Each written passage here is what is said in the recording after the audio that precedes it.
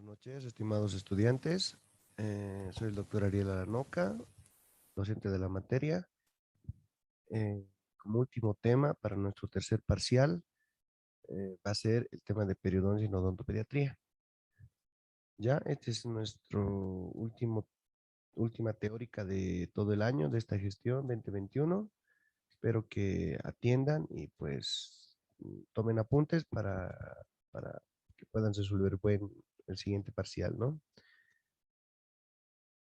Empezamos. Cuando hablamos de la importancia de la periodoncia en odontopediatría, tenemos que hablar prácticamente de cómo diagnosticar, cómo identificar y cómo tratar estas enfermedades periodontales.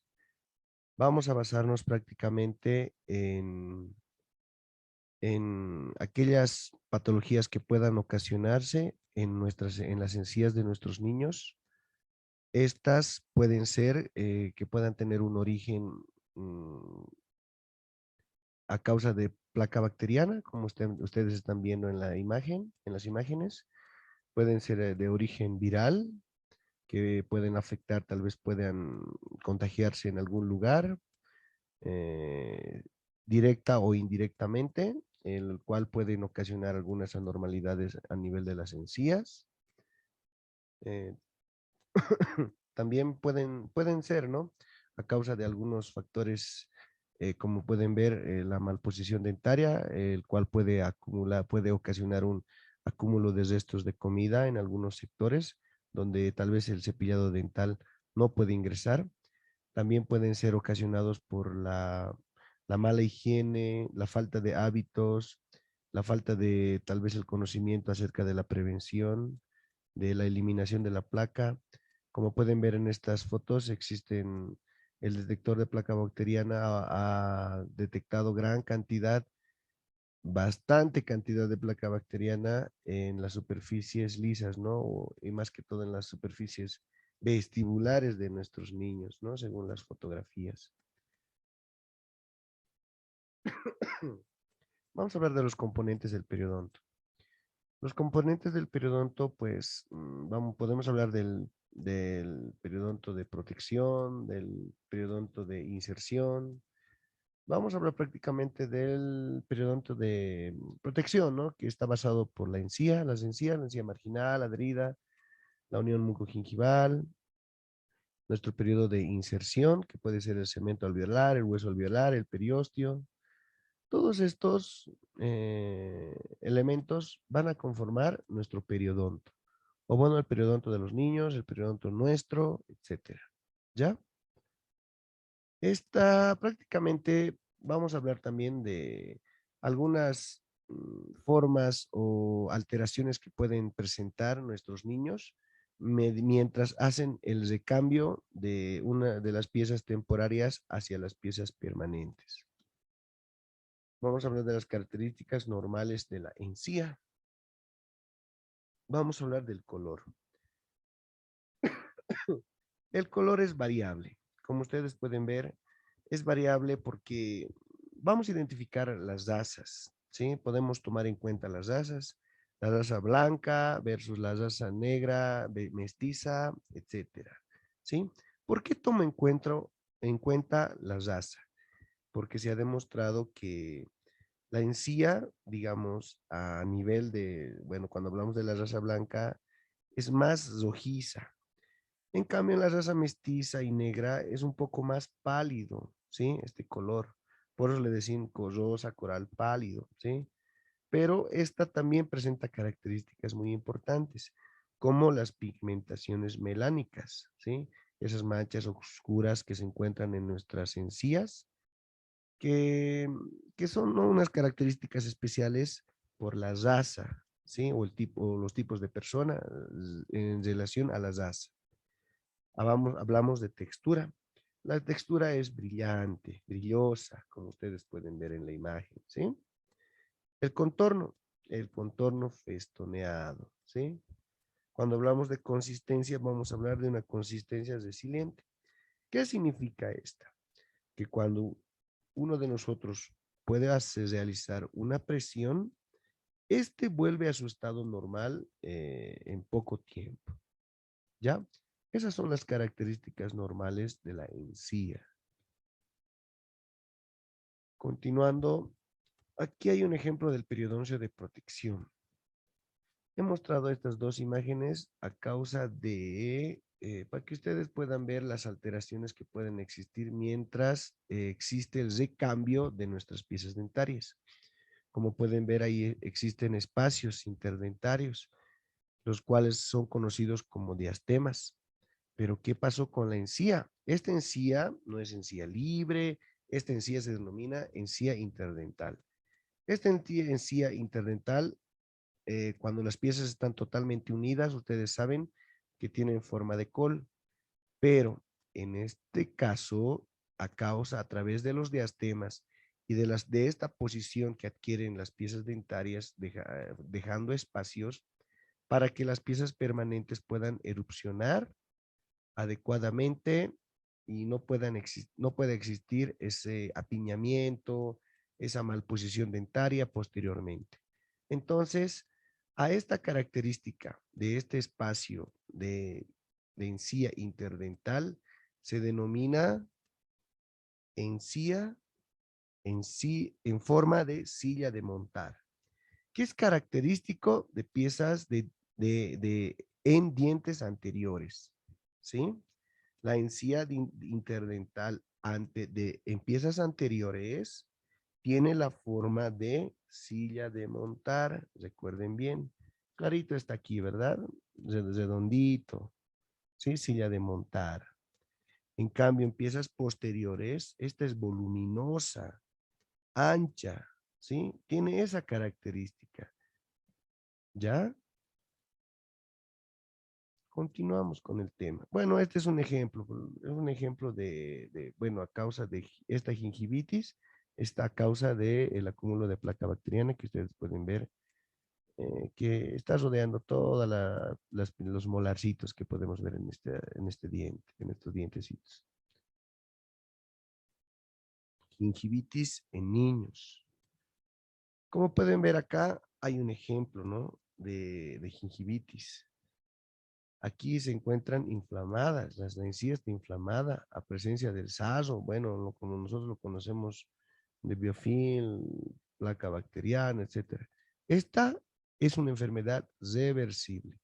Nos dice, por eso es solamente una enfermedad aguda de las encías, la gingivitis en niños, ¿sí? Vamos a hablar de las características clínicas, ¿ya? El color. ¿Qué hablamos del color?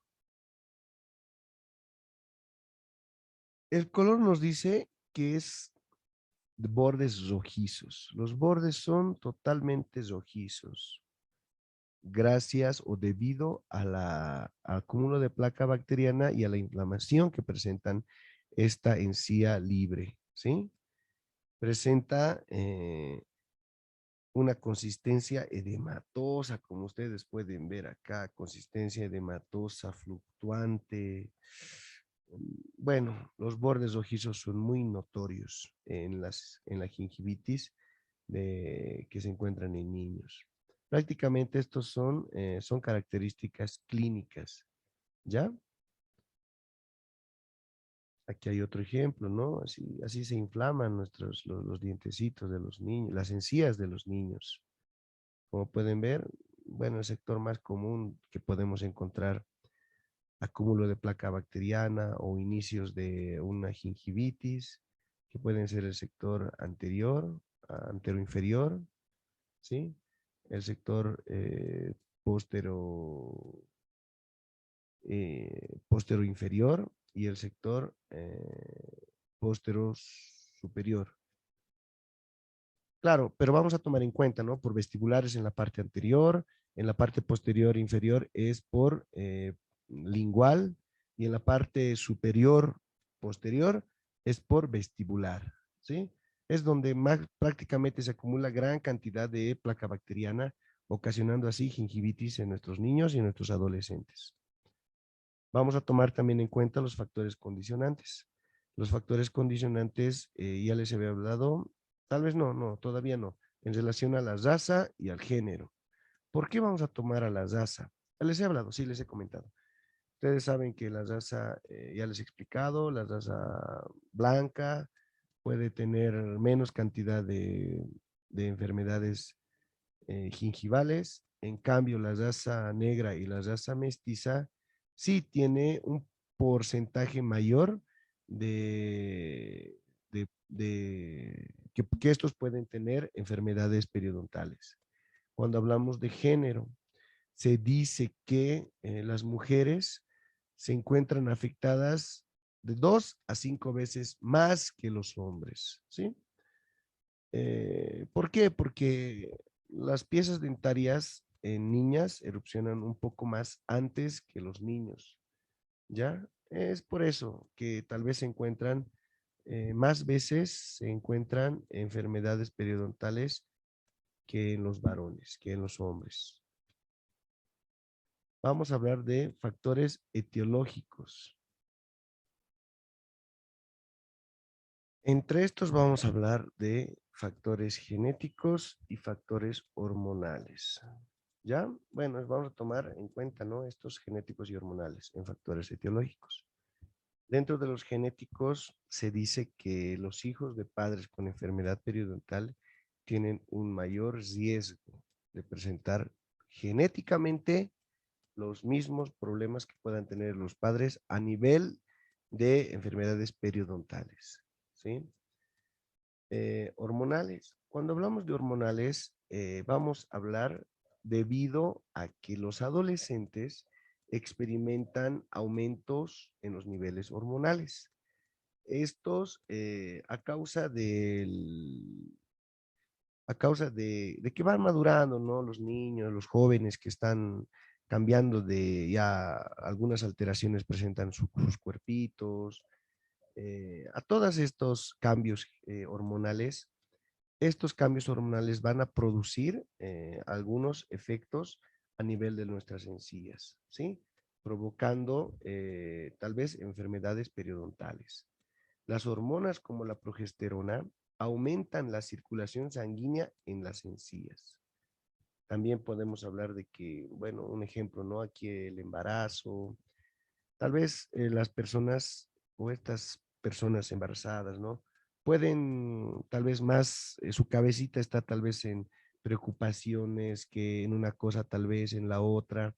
Entonces, carecen de motivación este tipo de personas, tal vez por los estudios, los mismos estudiantes. Entonces, ese acúmulo de factores de falta de motivación, etcétera, coadyuva en la formación de enfermedades periodontales. Ambas cosas, la mejor mensaje puede ser es que aseguren que sus hijos tengan hábitos de higiene oral. Es lo más importante, ¿no? Para que ustedes posteriormente no tengan esos problemas con los niños, que si desde un principio les enseñan buenos hábitos, a futuro los mismos, no va a ser que ustedes van a estar reprendiéndolos, sino que solitos van a empezar a hacerse la higiene y posterior, si uno tiene buena higiene oral, tengan en cuenta que va a ser los, los, el punto de que ellos puedan tener o el grado de que ellos puedan tener enfermedades periodontales, el porcentaje va a disminuir rotundamente. Falta de higiene dental. Como pueden ver, la falta de higiene dental, ya les estoy repitiendo bastante, es muy importante porque es un factor etiológico, ¿no? Debido a que a la falta de higiene dental, estos niños que solitos están cepillando sus dientes, no tienen colaboración de los padres. Ustedes saben que hasta los 8 años el niño recién adquiere o desarrolla esa, esas acciones, esa psicomotricidad en la cual ellos pueden desarrollar tranquilamente sus funciones en el momento de cepillado de los dientes. Pero hay niños menores a estos que se están cepillando solos y no tienen pues esa, ese desarrollo, ¿no? En el cual ellos puedan realizar bien esta higiene de su boquita. A causa de esta se va a acumular gran cantidad de placa bacteriana en sus piezas dentarias Gracias también a que el abuelito, la mamá, el papá, los tíos en especial, ¿no? Los abuelitos los miman con chocolates, con dulces. Y bueno, va a aumentar el grado de enfermedades periodontales en nuestros niños.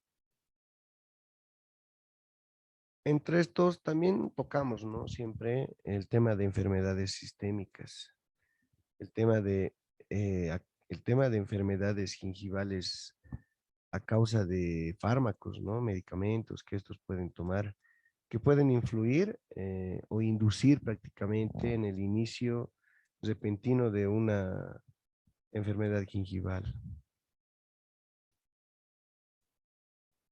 Bueno, vamos a hablar ahora la clasificación de las enfermedades gingivales, ¿sí? Según la American Workshop. Tocamos el tema de enfermedad gingival. Dentro de estas, vamos a tomar en cuenta, se va a clasificar en cuatro, ¿ya? La primera va a estar basada o asociada únicamente a la placa dental. Enfermedad gingival asociada a placa dental únicamente, ¿sí? La segunda va a ser una enfermedad gingival modificado por factores sistémicos. Ustedes saben, ¿no? Hay muchos niños, lamentablemente, que pueden tener algunas alteraciones sistémicas en sus cuerpitos, el cual va a ocasionar también, ¿no? Que puedan tener enfermedades gingivales ocasionadas por estas mismas. Enfermedades gingivales modificadas por medicamentos, como el tercero, muchos medicamentos, drogas que van a ocasionar repentinamente agrandamientos gingivales, problemas patológicos, ¿no? A nivel gingival, que van a ser muy notorios. Como cuarto lugar tenemos a la enfermedad gingival modificada por la malnutrición. Vamos a ver cuánto afecta la malnutrición, el no saber alimentar bien a nuestros niños en relación con las enfermedades gingivales. Bueno, vamos a revisar de cada uno. Vamos a empezar con la placa bacteriana. Vamos a desglosar, ¿ya? Enfermedad gingival inducida por placa bacteriana. Como pueden ver, aquí hay un ejemplo claro de lo que es un aumento de volumen, ¿no? De nuestras encías, de una gingivitis, que está ocasionado o inducido directamente por el acúmulo de placa bacteriana, ¿sí? Como pueden ver, a nivel de nuestra encía libre y, bueno, en el surco gingival podemos encontrar acúmulo de placa bacteriana, el cual va a irritar en su totalidad la encía libre de nuestros niños, ocasionando así una gingivitis. ¿Sí? ¿Qué es la placa bacteriana? Es una capa suave, no calcificada de bacterias que se acumulan sobre un diente y se adhieren sobre él y otros tejidos que se encuentran en boca. ¿Ya? Esta placa bacteriana se forma con mayor facilidad y afecta más que todo en niños de entre 10 a 15 años. Posteriormente de esto ya se van a calcificar y van a llevar a otro tipo de patologías.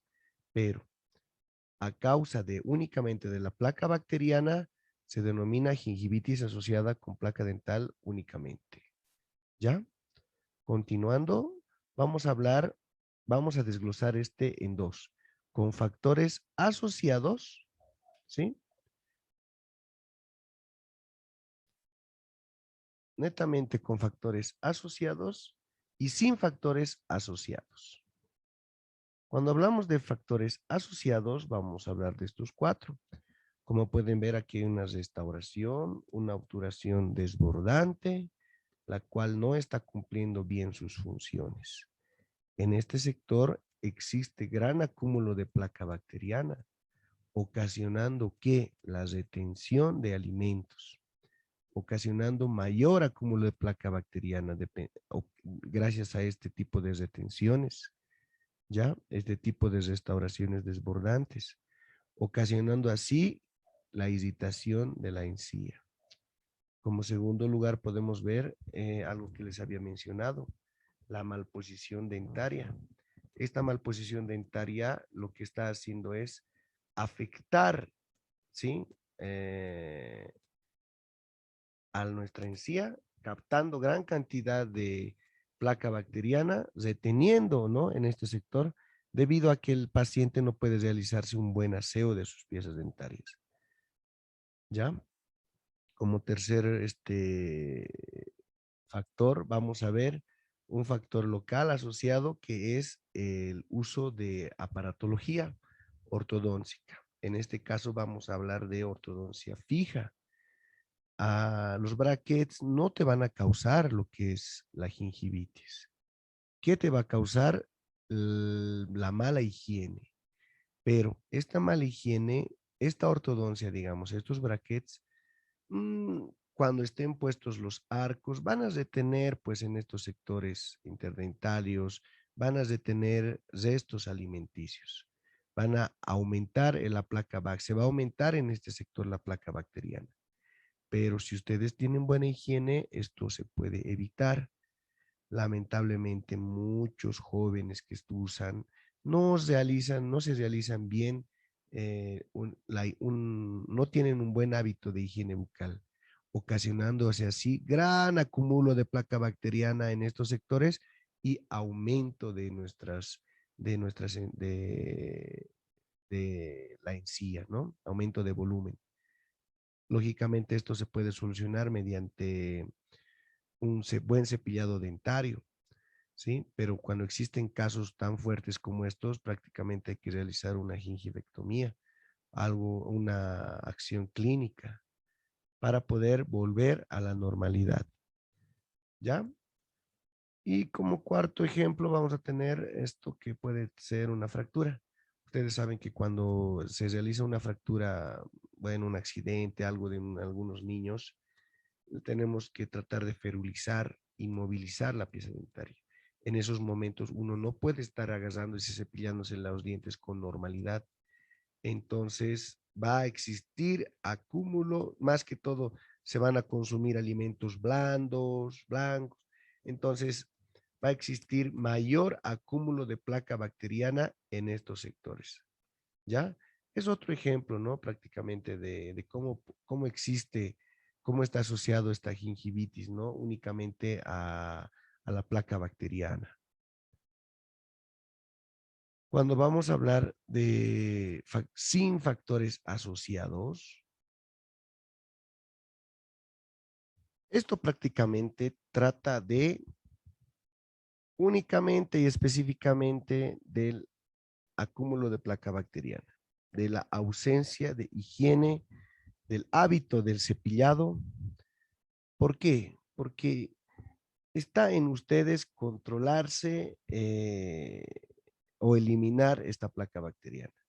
Aquí en estos casos no vas a tener, digamos, en los ejemplos de arriba o imagínense ustedes, no van a tener malposición dentaria, no van a tener brackets, no van a tener nada de eso. Sus dientes están sanos, totalmente alineados, como corresponde en forma de arco. Entonces, ¿qué es lo que pasa? ¿Por qué tienen gingivitis? Porque ustedes tal vez o estos niños no se están cepillando los dientes. Entonces, es un factor, eh, o sea, no es un factor asociado. La higiene bucales depende de cada uno. Aquí los padres tal vez a los niños les están dando leche al dormir, en la nochecita la leche, ¿qué hará, no? Con sus encías, no se cepillan los dientes. Entonces, por eso es un ejemplo claro de que no es un factor, sin factores asociados. Esta gingivitis es sin factores asociados. Recuerda, ¿no? El anterior ejemplo tenían factores asociados. Aquí un claro ejemplo, ¿verdad?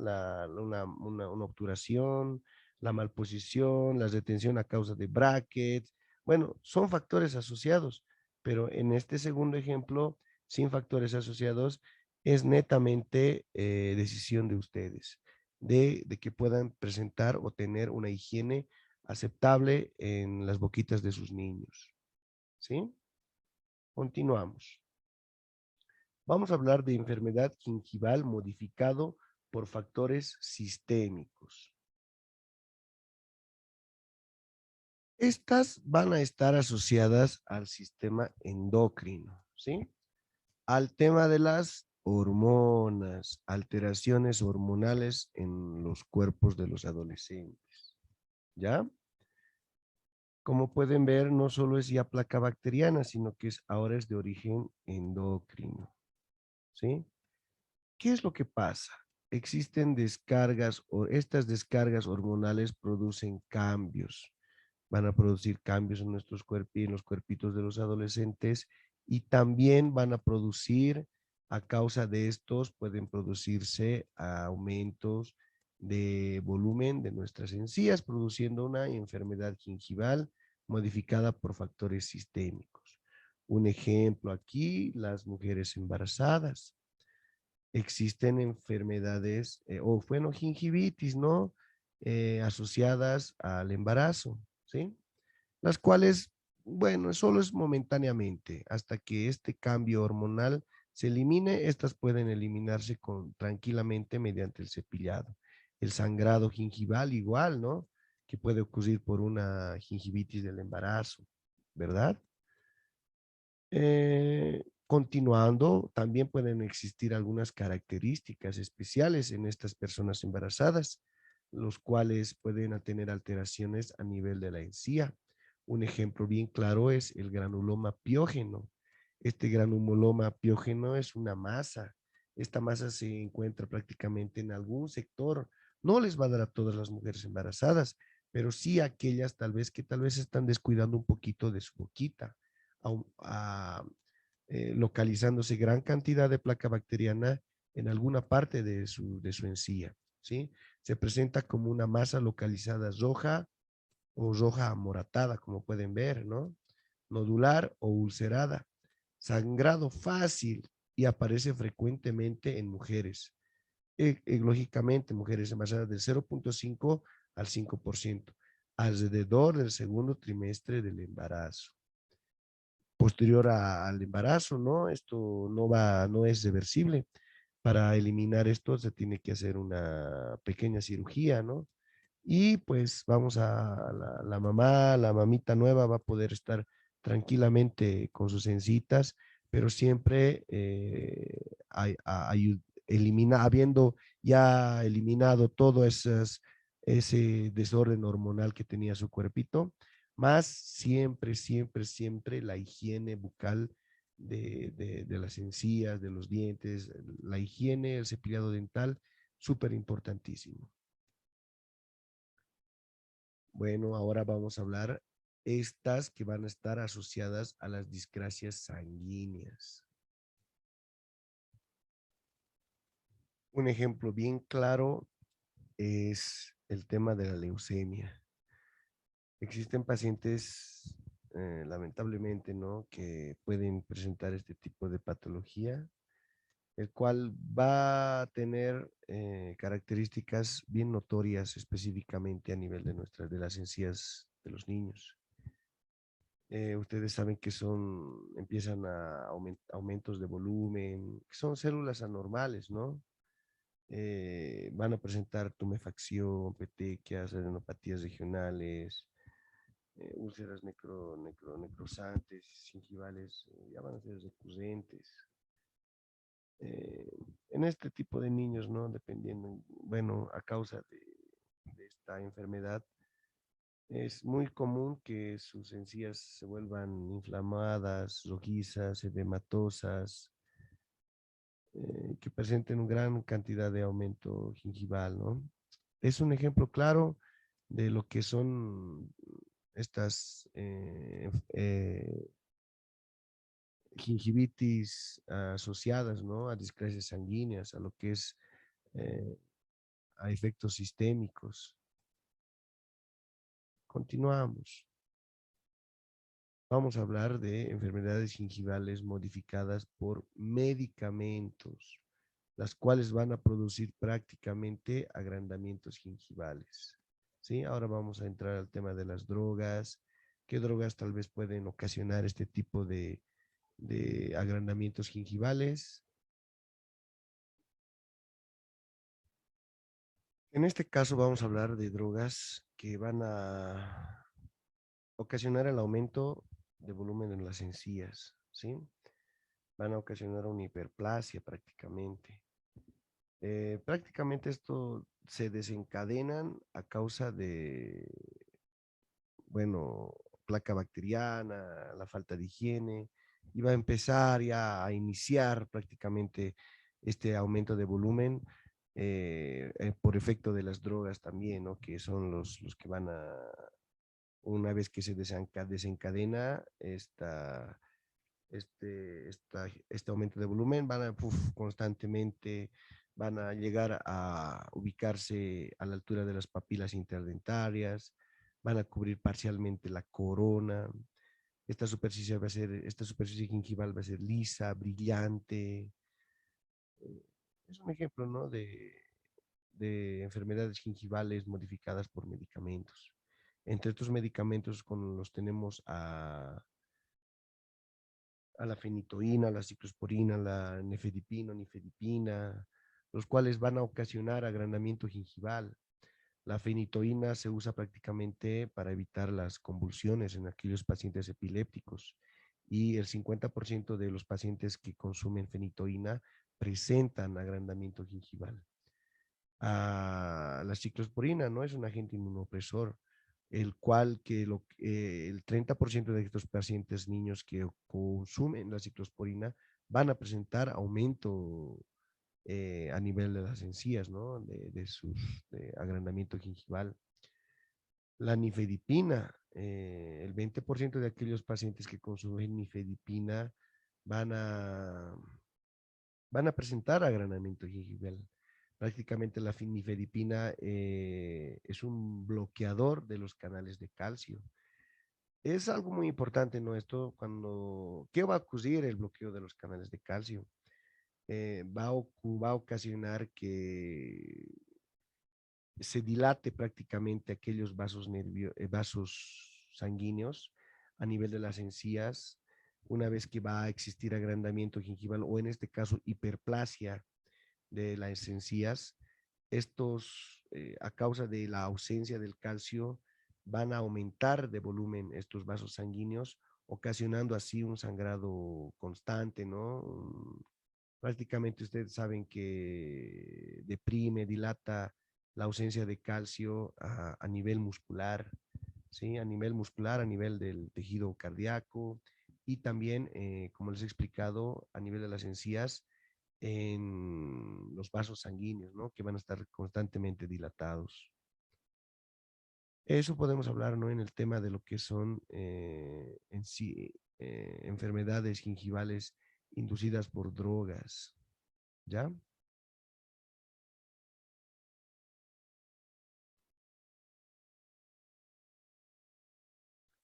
Bueno, ahora vamos a hablar de enfermedades gingivales modificadas por malnutrición. Pero cuando vamos a hablar que están modificadas por malnutrición, vamos a hablar a causa de la deficiencia del complejo B y en la deficiencia de la vitamina C, ¿ya? Que estos van a reducir nuestro sistema inmunológico. Las personas van a ser más susceptibles al ataque bacteriano. Las encías se van a volver edematosas, sensibles. Más que todo, la deficiencia de la vitamina C. Vamos a hablar netamente del escorbuto, ¿no? Que la deficiencia de vitamina C puede provocar una condición llamada escorbuto, caracterizada por la debilidad, anemia, hematomas, encías sangrantes y dientes flojos, lo cual ya prácticamente aquí va a alterar, ¿no? A nivel periodontal. mm, Lógicamente va a iniciar por una parte gingival y va a concluir a nivel periodontal. Ya al tener dientes flojos va a ocasionar prácticamente posteriormente, si no es tratado, pues la pérdida de las piezas dentarias. Bueno, es en cuanto podemos hablar en enfermedades gingivales modificadas por malnutrición. Tratamiento.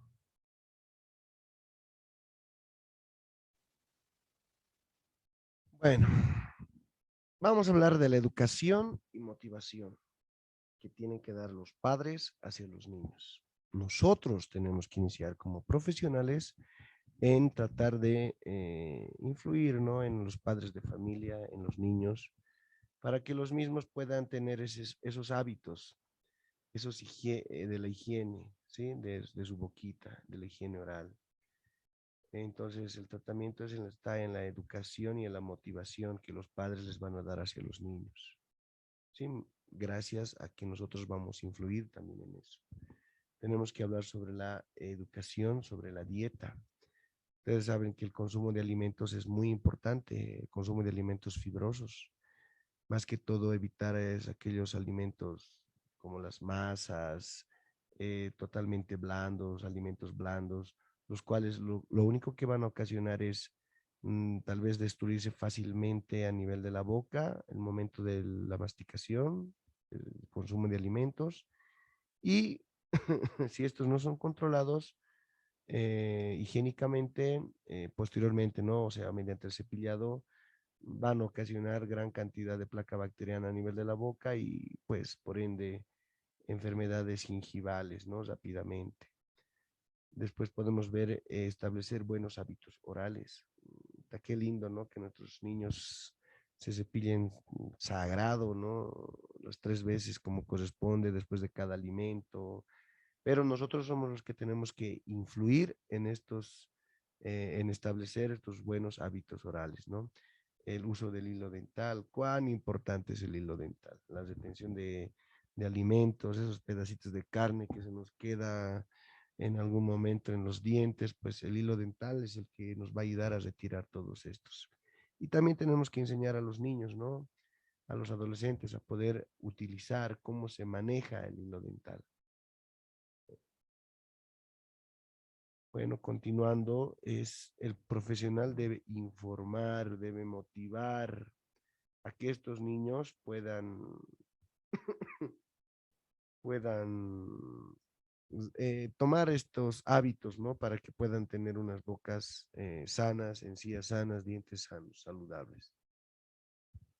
Como pueden ver, aquí tenemos, ¿no? Mediante la promoción de la salud que podemos llegar hacia los niños, mediante la prevención, ¿sí?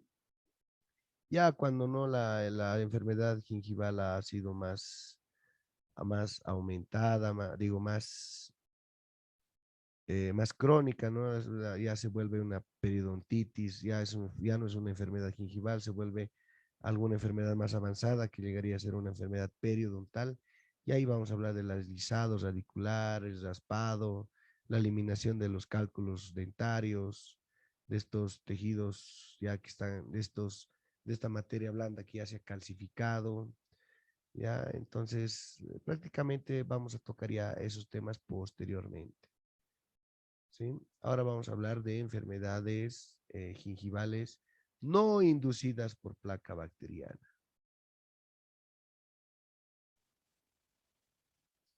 En este caso vamos a hablar de agrandamientos gingivales, ¿no? O problemas gingivales a causa de virus, puede ser, porque ya no vamos a hablar de placa bacteriana, ya no va a ser el tema de la higiene, sino que va a ser el tema de, pues, bueno, el contagio de virus, etcétera. Enfermedades gingivales de origen viral. Vamos a hablar del herpes simple. El herpes, ustedes saben que es una familia, es gigante el herpes. Vamos a hablar del herpes simple y el tipo 1. Imagínense qué hará el tipo 2, el 3, el 4, el 5, 6, 7, 8. ¿Qué harán los demás herpes tipos? ¿Sí? El tipo 1 ocasiona normalmente en los niños, en los jóvenes, una enfermedad muy conocida como gingivostomatitis herpética aguda o gingivostomatitis herpética primaria. ¿Sí? Vamos a desglosar a continuación este tipo de gingivostomatitis. También el herpes simple tipo 1 está ocasionando el herpes labial recidivante, ¿no? Las pequeñas vesiculitas, ¿no? Vamos a ir hablando posteriormente. La varicela zoster, ¿no? Que está ocasionado por un tipo de herpes. La varicela zoster, que prácticamente es muy importante para nosotros, ¿no? Porque se ve que en los niños puede existir lo que es el tema de la varicela, ¿sí? Vamos a hablar del herpes zóster, de la varicela, que estos son enfermedades gingivales de origen viral.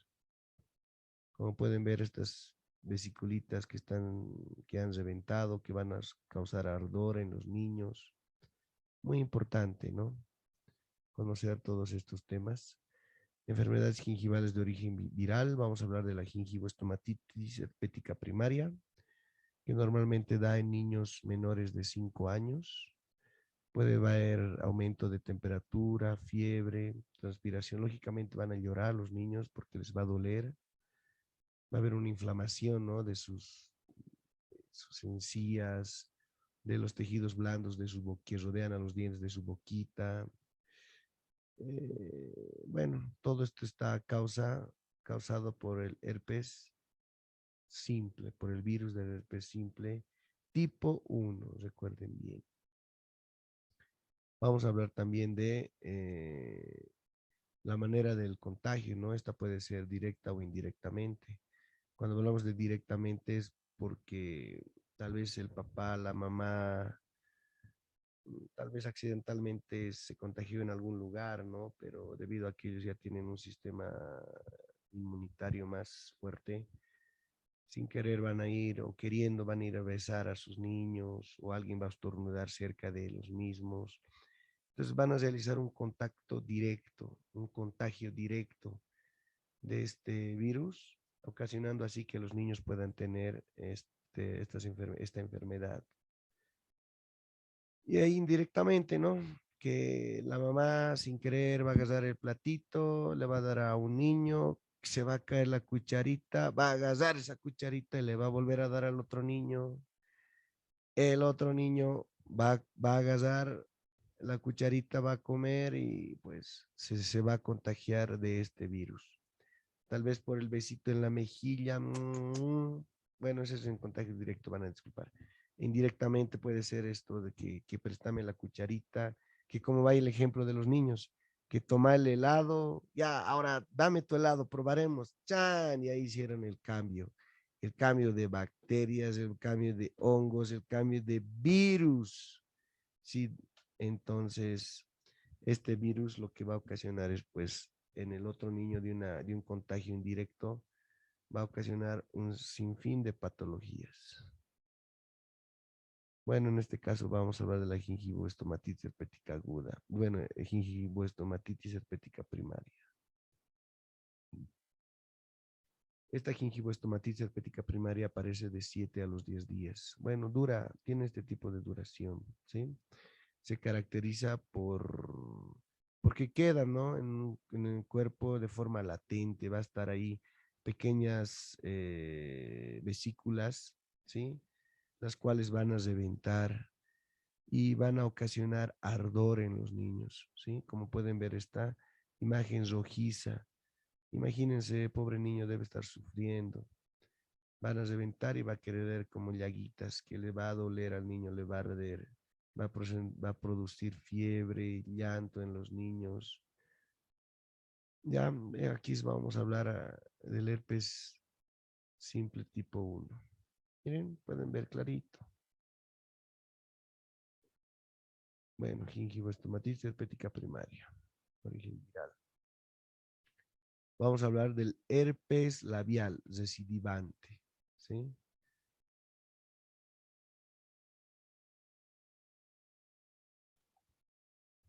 Estos pacientes van a tener herpes labial recidivante, van a tener porque antes ya han pasado lo que es primeramente la estomatitis herpética primaria, ¿sí? La gingivoestomatitis herpética primaria. Estos pacientes que van a tener herpes labial recidivante van a presentar vesículas, ¿no? Como se les había explicado hace un momento, vesículas a nivel del labio, a nivel del carrillo, a nivel de los labios, ¿no? Los cuales son muy característicos en jóvenes, adolescentes. Recuerdan bien lo que dicen, ¿no? Esa famosa frase, te ha besado la araña, ¿sí? En la noche ha venido y te picó la araña de ese lugar, te besó la araña y tienes unas vesiculitas, las cuales son muy contagiosas, ¿sí? Si el primer día alguien te saludó con la mejilla, te dio un besito en la mejilla y tenía este herpes simple, estas vesiculitas, ten en cuenta que al día siguiente tú también las vas a tener. Al segundo o tercer día ya las vas a tener. Y así va a ir desencadenándose este tipo de herpes labial recidivante, ¿sí? Vas a sentir escozor, te va a molestar y ya. Bueno, pues se recomienda, bueno, los niños, los jóvenes se siente ardor, imagino. Eh, Siempre les recomiendo, ¿no? Que puedan cuidarse de poder evitar y contagiarse eh, este tipo de herpes, este tipo de virus. Esta puede repetirse varias veces en su vida. No significa que les va a dar una sola vez y ya fue. Les va a dar las veces que ustedes estén expuestas a este virus. Continuamos. Bueno, seguimos con enfermedades gingivales de origen viral. Vamos a seguir hablando con el herpes labial recidivante. Como pueden ver, su característica no les he mencionado. Esto es un acúmulo de vesículas en forma de racimo de uvas, el cual presenta gran escozor. También puede estar causado por el estrés. Sí, el estrés es terrible que puede ocasionarte que puedas tener, bueno, tus defensas bajas y que alguien pueda, sin querer, ¿no? Tal vez contagiarte con herpes simple y vas a reaccionar rápidamente y vas a tener este virus.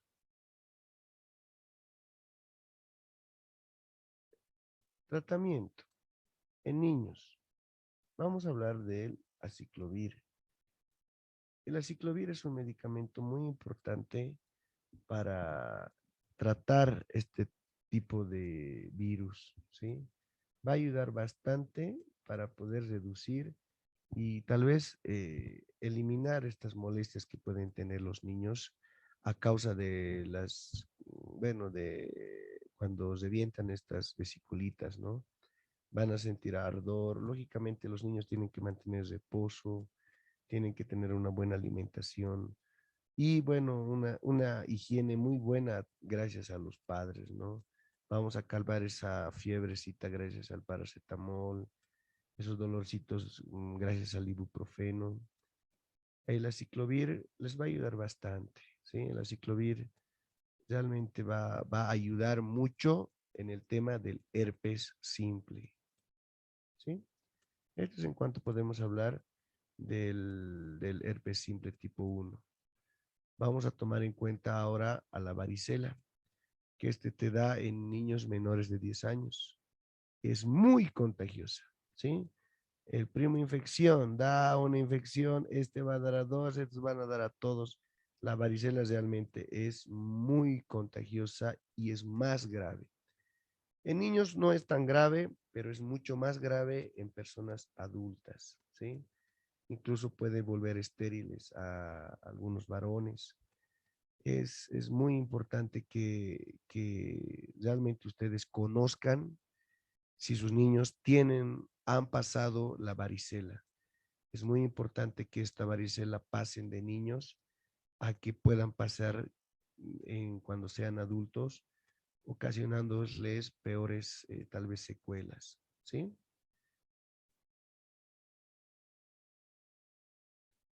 Aquí vamos a hablar de la varicela en contacto directo y contacto indirecto. Vamos a hablar de las causas.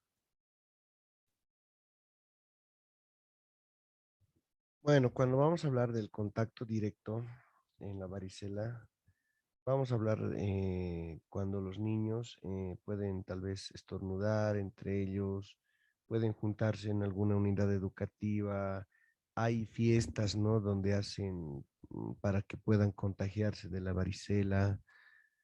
Ahí han escuchado, ¿no? Esos grupos donde alguna mamá en las familias o en las escuelas dice, mi hijita está con varicela, ya de mí no ha pasado todavía, les juntaremos en unos lugares, en una casa y bueno, pues empiezan a contagiarse de varicela. ¿Para qué? Para evitar que en la etapa adulta puedan darles. Pero esto es de mucho cuidado, ¿no? ¿Por qué? Porque imagínense que a nivel de las unidades educativas pueda ir un niño que está con varicela sin avisar a los demás, puede contagiar realmente a todos, sin necesidad de que los demás tal vez ya hayan estado, o bueno, no, lógicamente aquellos niños que tal vez no deseaban estar, es realmente muy peligroso esto, ¿ya? Pero bueno, existen en contactos directos este tipo de actividades. También si son hermanos, están en una familia, si uno tenía, pues lógicamente va a contagiar a toditos los demás. Cuando hablamos de contacto indirecto es porque ustedes saben, los niños, ¿no? Van a agarrar la misma cucharita o al soplar, sin necesidad de que le esté contagiando, sin que sepan siquiera que están, van a ocasionar este contacto, este contagio indirecto, ¿no? Aquí hay un ejemplo de niños jugando, aquí comiendo. Bueno, es normal que los niños saben que comparten constantemente. Vamos a hablar de los periodos. El periodo de incubación de la varicela zoster dura de 10 a 21 días. Existen casos, ¿no? De 7 que duran, que empieza a los 7 días, de 1 a 7 días, y que ya a los 10 días ya les está dando, ¿no? El periodo prodrómico dura de horas hasta los 3 días, donde el periodo de incubación es asintomático. El periodo de prodrómico ya el paciente ya está empezando a tener malestar general, aumento de temperatura, dolor de cabeza. Mira, aquí los niños ya están empezando a sentir este tipo de molestias. Y el prácticamente, ¿no? El periodo de estado, el cual ya constituye con la aparición de vesículas mucocutáneas o cutáneo-mucosas, la erupción, como pueden ver a nivel de la piel, como las famosas gotas de rocío, como gotitas se van a empezar a aparecer en todo el cuerpo, desde la planta de los pies, desde el dorso de los pies, las rodillas, las manos, hasta en la cabeza vas a tener estas ampollitas. Pero a nosotros nos interesa qué va a pasar a nivel bucal, a nivel de nuestras mucosas, igual nos va a aparecer pequeñas ampollitas, bueno, no ampollitas, vesículas, ¿sí? Estas vesiculitas van a aparecer, como pueden ver, dolorosas a nivel del paladar posterior o a nivel faríngeo, pues van a aparecer estas vesículas, ¿sí? Se recomienda no tocar, no hacer reventar en los niños porque estas van a dejar cicatrices, ¿no? Más que todo a nivel de la piel. Bueno, continuamos. Lesiones cutáneo-mucosas. Del primero al quinto día van a aparecer primero pápulas rojas, que son diferentes a las vesículas, ¿sí? Las pápulas van a aparecer, no van a poder reventarse, nada, pero van a estar ahí la aparición de las pápulas. Posterior de esto ya van a madurar y se van a volver en vesículas. A las 24 horas se van a volver en vesículas en forma de gotas de rocío, como les había explicado. Posterior a esto, ya en un par de semanas, posiblemente semana y media, ya van a empezar a aparecer costras. Estas mismas no deben retirarlas ustedes. De estas costras deben caerse solas, involuntariamente, deben caerse de donde estaban anteriormente sus vesículas, ya que si ustedes las quitan, estas costras van a ocasionar sinceramente lo que son esas manchas que les van a durar toda su vida. ¿Sí? Yo tengo un ejemplo. Bueno, vamos a continuar. Enfermedades gingivales. Vamos a hablar del famoso herpes zóster. Bueno, este herpes zóster prácticamente va a dar en personas mayores a 45 años. Es muy raro en niños. De todos modos, sí hemos tocado y un poquito que es bueno que ustedes conozcan, ¿no? Es un virus latente, es una enfermedad infecciosa, viral, aguda y localizada, ¿no? Normalmente podemos ver a nivel de la mejilla este tipo de herpes, ¿no? Varias vesiculitas acumuladas en un mismo lugar. Este es muy notorio, ¿no? Es asintomático, inactivo en el cuerpo, pero bueno, el herpes zóster, ¿sí? Eh, bueno, ¿no? Pueden ver aquí el contacto de la piel con la piel. Cualquier tipo de virus del herpes en contactos con la piel va a ocasionar la reactivación constante de este virus. O sea, si de niño te ha dado, va a ser, van a crecer, no significa que no les puede dar. Este virus del herpes puede volver a darles, ¿sí?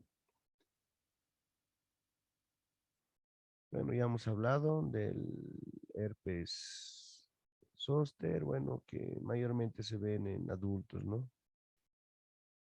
Tratamiento.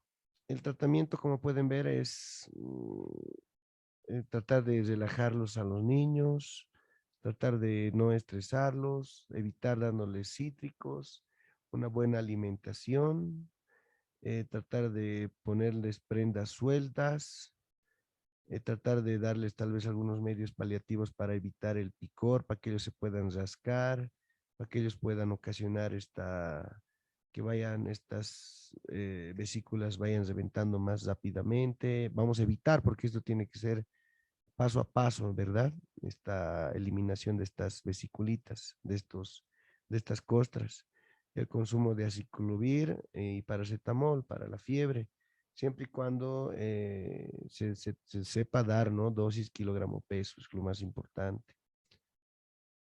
Bueno, eso es en el tema en el que habíamos tocado todo en relación a la gingivitis. Ahora vamos a tocar el tema de periodontitis, ¿no? Bueno, esto ya es un tema de periodontitis que vamos a hablar únicamente de periodontitis prepuberal y juvenil, que es una inflamación que envuelve ya, ¿no? El periodonto de inserción prácticamente, ya no el de protección, sino que se va al periodonto de inserción, que pues va a alterar a nuestro ligamento periodontal, el hueso alveolar, el cemento radicular, ¿no? Que están involucrados en este periodonto de inserción. La periodontitis de comienzo temprano se va a denominar prepuberal y esta va a existir en localizada y generalizada. Lo propio, la periodontitis rápidamente progresiva, que se va a denominar juvenil, la misma existe localizada y generalizada. La periodontitis de comienzo temprano o periodontitis prepuberal localizada da en niños mayores de 4 años, afecta lógicamente a las encías, con el aumento de volumen. Los signos de inflamación no son muy llamativos, pero sí con el apoyo de la placa bacteriana va a existir sangrado, va a existir áreas rojizas, ¿sí? No está asociado a trastornos sistémicos. Tomen en cuenta esto, no está asociado a trastornos sistémicos, únicamente el acúmulo de placa bacteriana. ¿Ya? La periodontitis prepuberal generalizada que va a ocasionar la pérdida de piezas dentarias. Sinceramente, esta es la más dolorosa. Esta te da antes de los 12 años, ¿sí?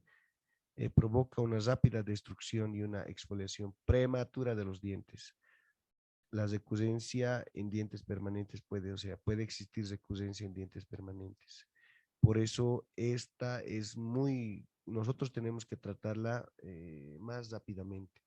Ustedes apenas ven así manchas o halos rojos, ustedes tienen que tratar de eliminar lo que es el problema, lo que es la higiene, tienen que concientizar a los niños en el tema del cepillado. Bueno, es muy importante este tema, ¿no? Cuando hablamos de periodontitis prepuberal generalizada. Ahí es cuando existen pérdida de piezas dentarias, más que todo en el sector anterior. el periodontitis juvenil localizada, ¿sí? Ya es una pérdida de soporte de 4 milímetros que presenta la pieza dentaria. A nosotros nos ayuda a conocer, ¿no? Desde los 13 y 14 años, pero este da hasta los 25 años. Afecta al menos a dos dientes, ¿sí? Como pueden ver, en jóvenes ya existe esto y presenta radiográficamente lesiones en arco y en espejo. Como pueden ver aquí, normalmente va a afectar a dos piezas dentarias, ¿sí? Tratamiento, remoción de la placa bacteriana, muy importante, hábitos de higiene. Y por último, el recontorneado quirúrgico, ¿sí?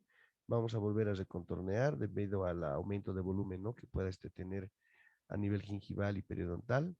Entonces hacemos el recontorneado quirúrgico y la remoción de placa bacteriana, eliminación y la formación de hábitos en nuestros niños. Seguimos con el tratamiento. Vamos a tratar de interceptar esta enfermedad a tiempo para poder evitar mayores consecuencias.